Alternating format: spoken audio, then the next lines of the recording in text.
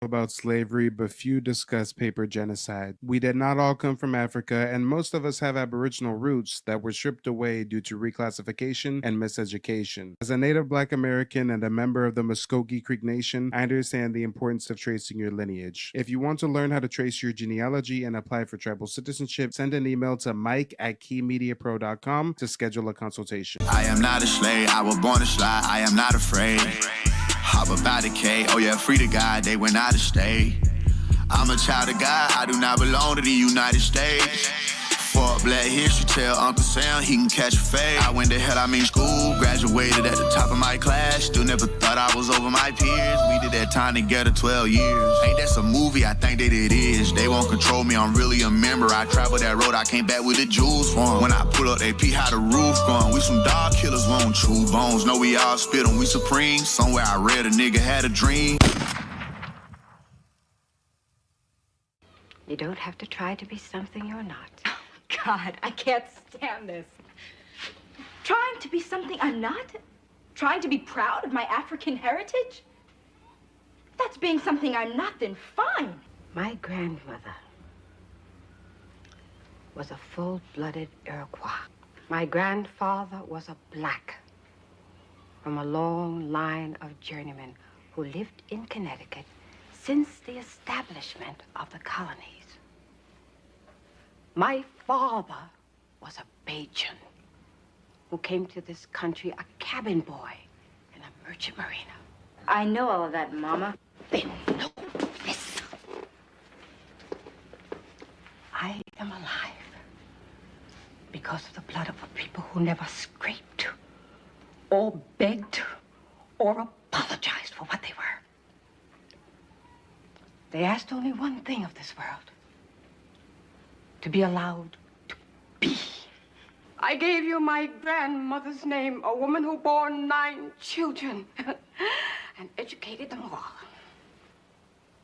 Who held off 6 white men with a shotgun when they tried to drag one of her sons off to jail for not knowing his place. And you had to reach into an African dictionary to find a name that would make you proud.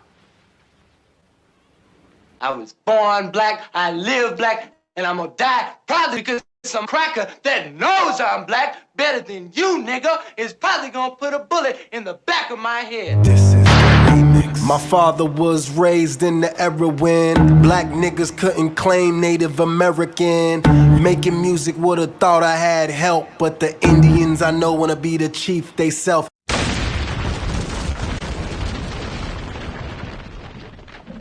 All right. Hit the like button on the way in. Subscribe to the channel if you're new, and hit the Cash App or the PayPal if you support the mission. Let's get on with the content. Today, we're going to be taking a look at some more indisputable facts, highlighting that Black folks have been in the Americas long before Columbus or any other European.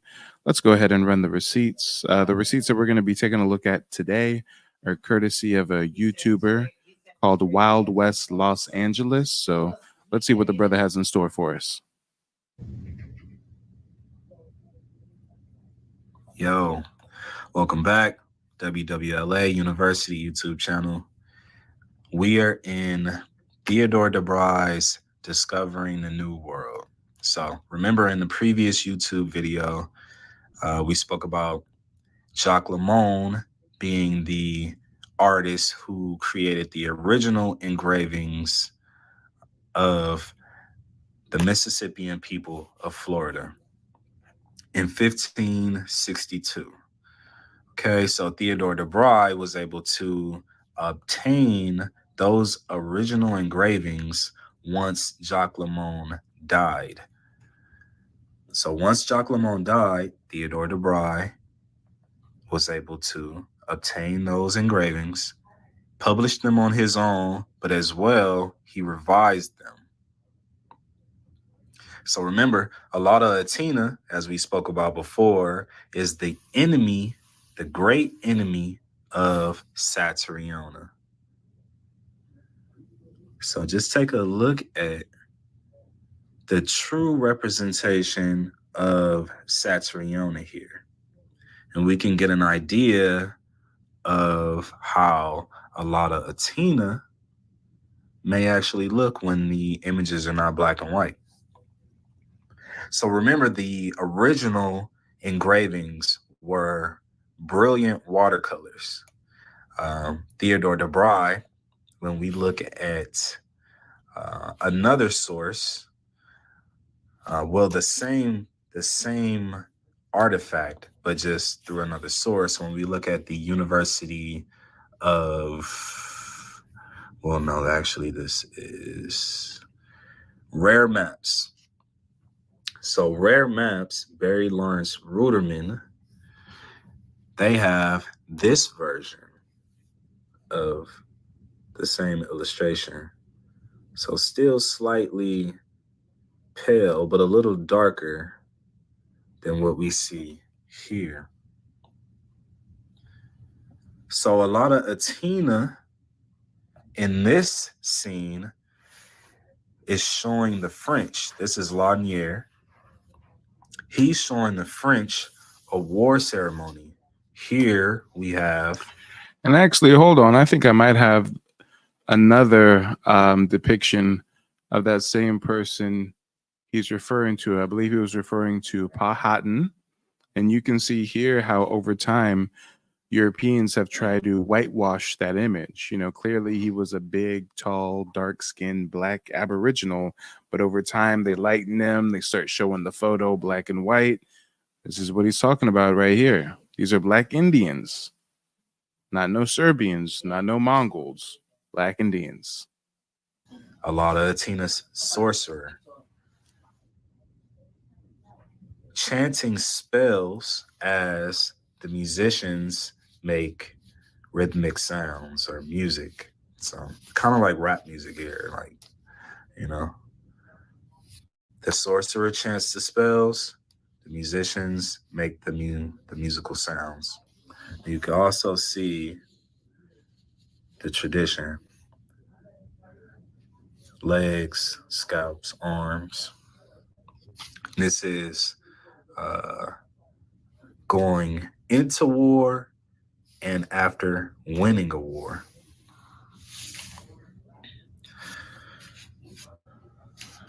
Now, just to go back and we understand what we're looking at here, this is Theodor de Bry. Theodor de Bry was the first to illustrate the literature of American travel with any degree of accuracy or elegance. Okay? You want to try to get this book if you can get your hands on it. Discovering the New World, based on the works of Theodor de Bry, edited by Michael Alexander.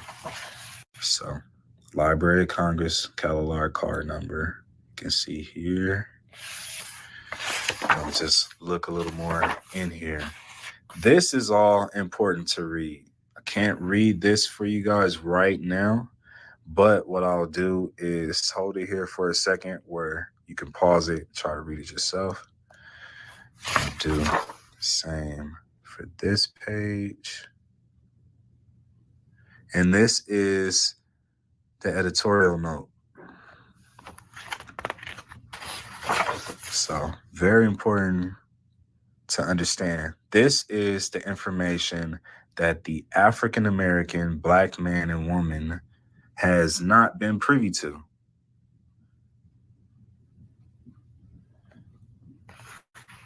Pause it. Read this part down here. Let's talk about it. Most people don't realize that it's very, very well documented by the Spaniards, the presence of black Aboriginals all across the Americas. This is very, very well documented. But because we've been educated by our oppressor, our history typically starts on a plantation somewhere. But if you go further beyond that, you see it's very, very well documented that we've been here from day one. The depictions of America back in the day were literally a melanated woman with a dog, bow and arrow. All of the depictions of the Indians or the Aboriginals were black people. This isn't a coincidence. This isn't a conspiracy. This was documented. This image we're looking at is from 1787. This is the earliest depictions of the territory of Virginia, Black Indians, headdress and all. This is a representation of Satyriona.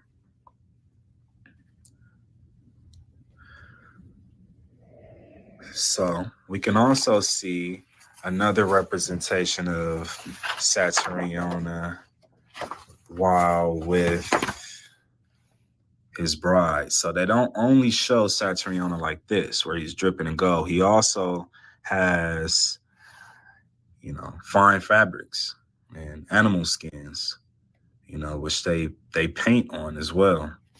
When we go to the New York Public Library, you can see here, New York Public Library Digital Collections. It says that this is the habit of the King of Florida in 1625. So you can see how colorful, you know, these garments are.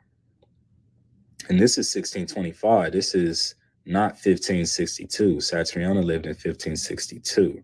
But you can see the customs and the traits, you know, the different customs that the Mississippians are participating in or that they have at that time is staying the same even after some decades in between. So just imagine how that looks. But then with this guy wearing it.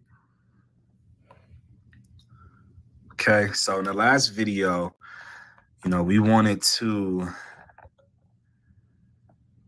kind of highlight that this is not African culture. This is not West Africa. This is not East Africa, ancient Egypt. This is not, you know, North African history. This is not the Moorish Empire. This is not Carthaginian history. You know, this is purely Mississippian history, North America, you know. So here we see Satyriona, and we spoke about in the previous video the fact that these were sun worshipers. So this is not Islamic culture. This is not Christianity. This is sun worship. So see here, the solemn consecration of the skin of a stag to the sun.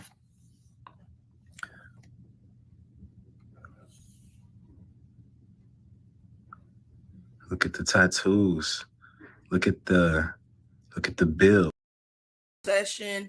It was a lot of informal information that was given. I am very extensive when it comes to history, so I think that it was great information because I learned quite a few things that I didn't know personally.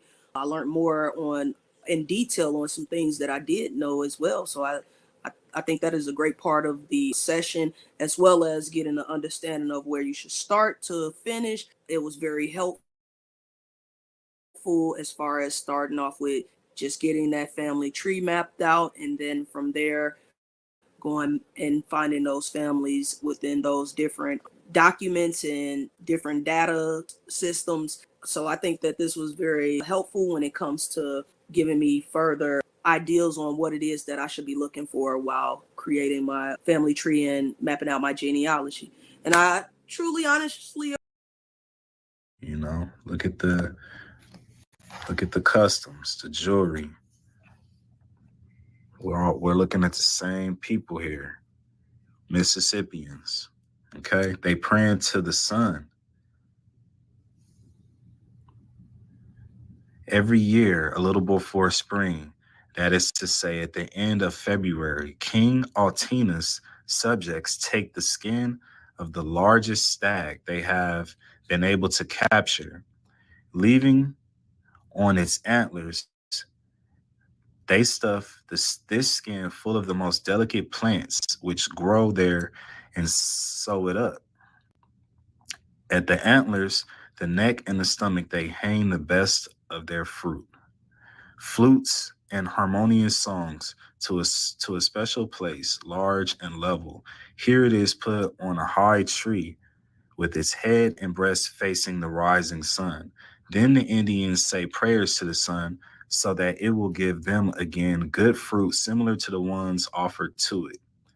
The king and his sorcerer stand near the tree singing chants to which the people standing apart make the responses. Then the king and all his retinue salute the sun and depart, leaving the deer's hide where it is until the following year. They repeat this ceremony annually. So these are sun worshipers. This is not Islamic Moorish culture. This is not Coptic Christianity. This is not, this is purely Mississippian. I can't stress that enough. Let's take a look.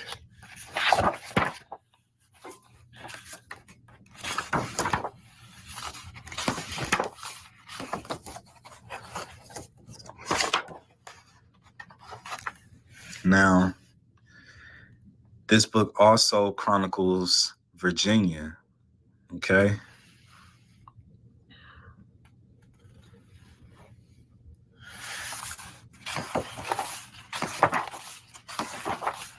If you guys were ever curious about, how the cities looked, you can see, nowhere in Europe at this point in time did they have controlled agriculture. Okay, these are small towns. And then they form into great big towns, plaza cities, mound cities.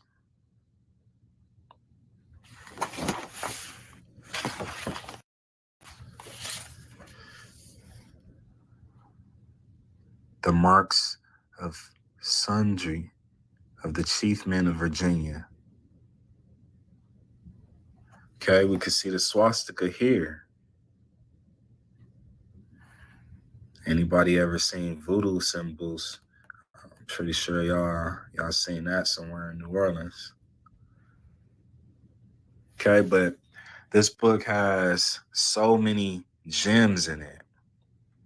Just wanted to break into it a little bit just to get you guys familiar with this information. But this is what the African American, this is what the Black man and woman, so-called, needs to study.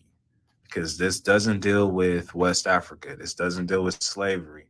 This is not the BC time period. This is 1500s, 1600s, 1700s, 1800s. That was just yesterday. Let's take a look at a couple more. So here we see Saturniona, like we spoke about in the previous video, leading a war party and praying to the sun for a victory.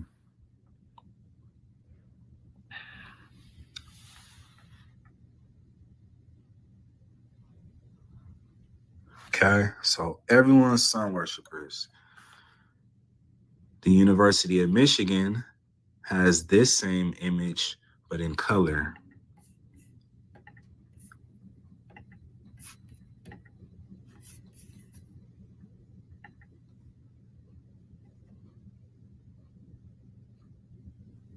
Okay, Saturniona, leading a war ceremony. Saturniona.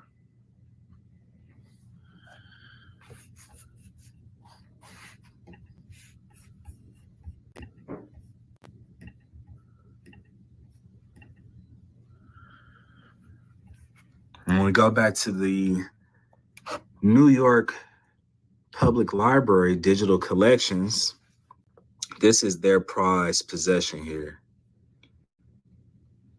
This is Hathor, who is Saturniona's son, meeting with Lanier, the Frenchman. Damn, I didn't know there was albino natives, y'all. They are doing some crazy trickery with the paintings and the drawings now. I didn't know that we had straight albino Aboriginals of America. I've never seen a albino Aboriginal of anywhere. The interesting thing is that when we go to the National Oceanic and Atmospheric Administration, U.S. Department of Commerce, they have the same illustration, but completely different than what the New York Public Library digital collection has on hand. Let's go back to that more. You can see the complete difference. But when you go to the New York Public Library, this is what they're going to promote to you. These people are said to be extinct. These are the mound builder people. Princeton Library, Princeton Archives, excuse me. But we can see another version of the same illustration, 1591. Okay. Sun worshipers.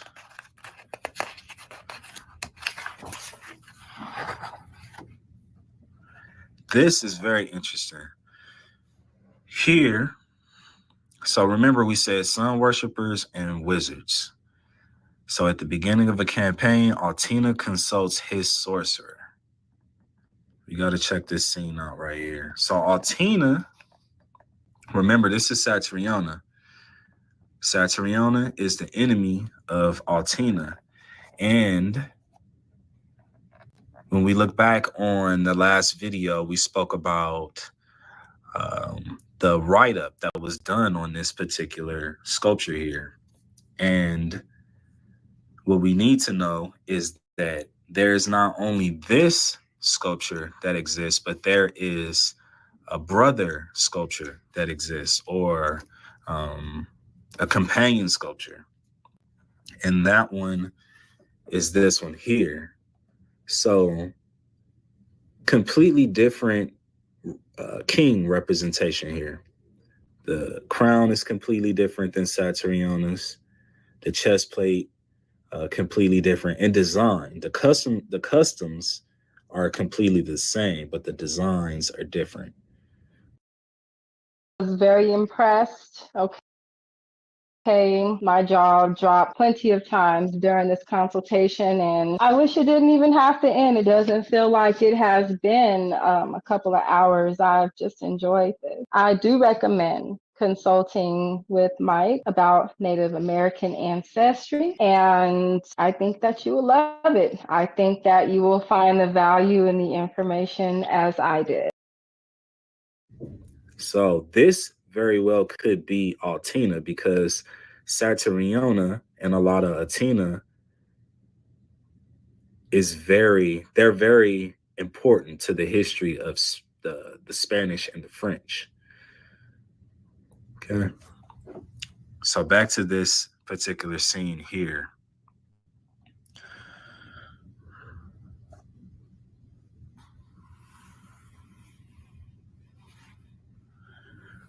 The Indians carried the French on their shoulders, which was a great relief to them in the strong heat. So Florida heat,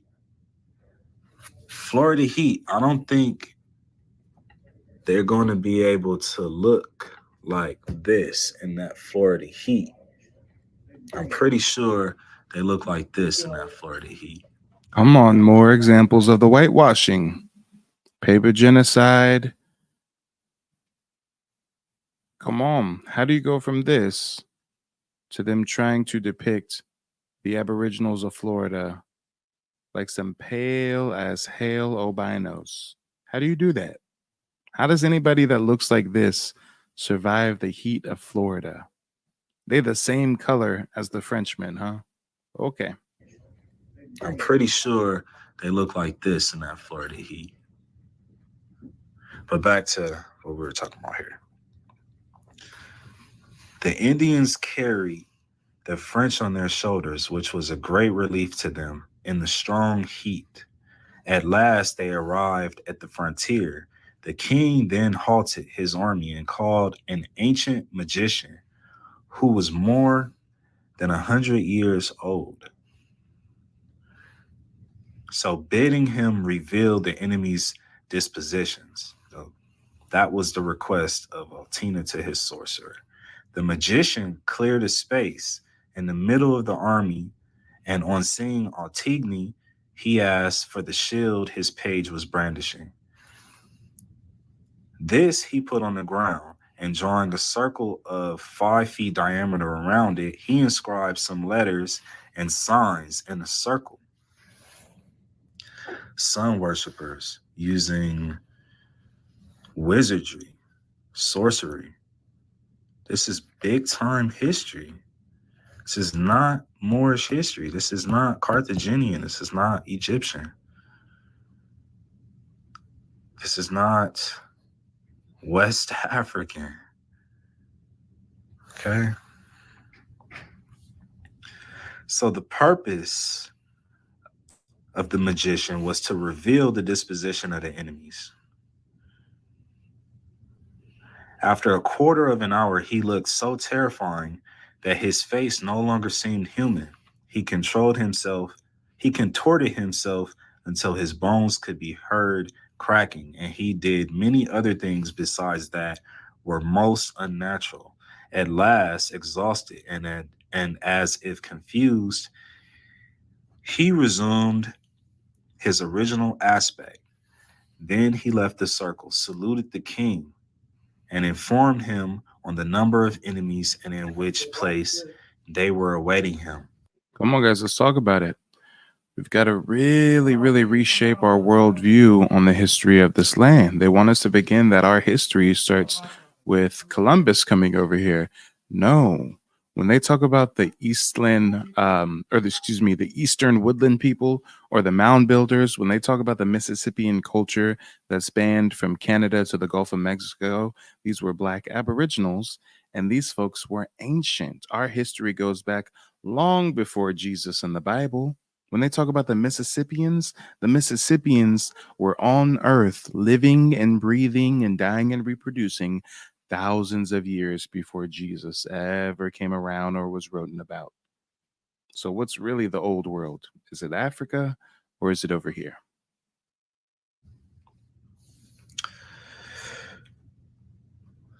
Check this out. Alauda Atina, Florida king, said to be more powerful than Satyriona.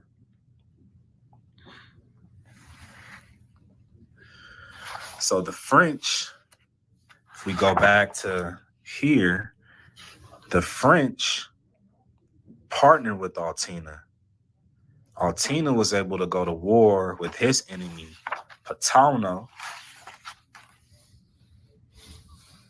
Thanks to the French, Altina gains a victory over his enemy, Patauno.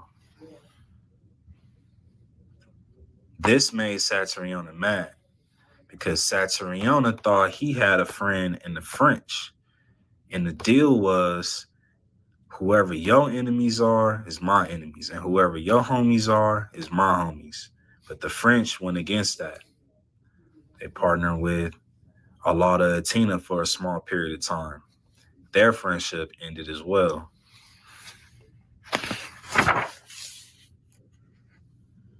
Here we see Satyriona.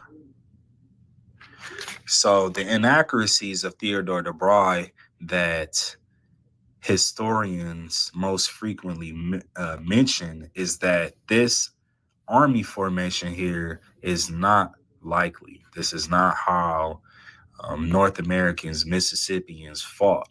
You know, they fought by ambush. They fought by sneak attack. So here is where we are thinking Theodor de Bry may have added his own hint of his creativity, I guess.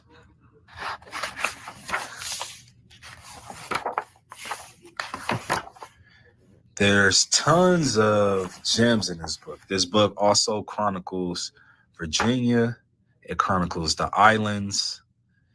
And it gives you some real history on what was going on, because they tell you that the Spanish came over here and dominated everybody. They don't want you to remember this. You not no slave, you indigenous. Fuck how they painted them Indians. You went to war with the French and the British, man. Quite frankly, you was kings, Merovingians. They took the women and men, made them prisoners. Raised up the children to worship their images. Set up a lab to the genes and they mixed them. And this shit get way deeper than your pigment.